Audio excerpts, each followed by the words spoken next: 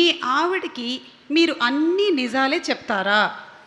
మొత్తం అన్ని నిజాలే చెప్తాను, ఏది దాని. శ్రీనివాస్ గారు? అమ్మ దొంగ, ఏ మొగుడు చెప్పడు అది. మూడోది, ఈరోజు మీ ఆవిడ వండిన వంటకాల్లో ఏ వంటకం బాగుంది?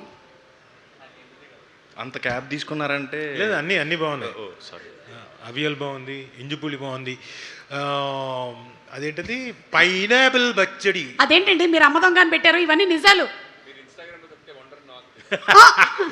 లేదు పాప నిజంగానే వండింది. వీళ్ళిద్దరితో మాట్లాడొద్దు, మైక్ ఇవ్వండి. Thank you. విష్ణు గారు తీసుకోండి. హలో అండి, వెల్కమ్.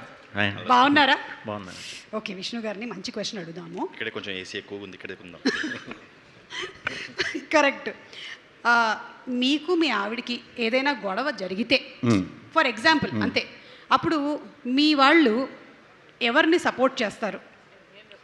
లేదు, ఆయన చెప్పినటువంటి ఆన్సర్కి మీరు అమ్మ దొంగ లేదంటే అయ్యో పాపం చెప్పొచ్చు.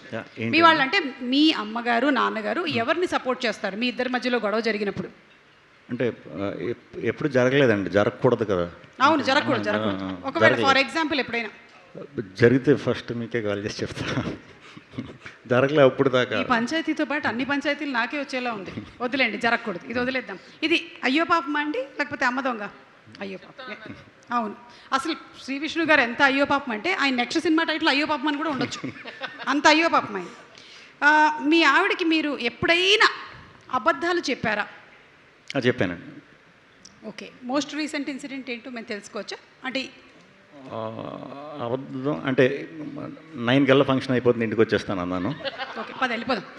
ఇది అయ్యో పాపం అండి, అయ్యో పాపం. ఆయన కాదు, నేను. పద. థ్యాంక్స్ అండి. ఆ మైక్ మీ దగ్గర పెట్టుకోండి.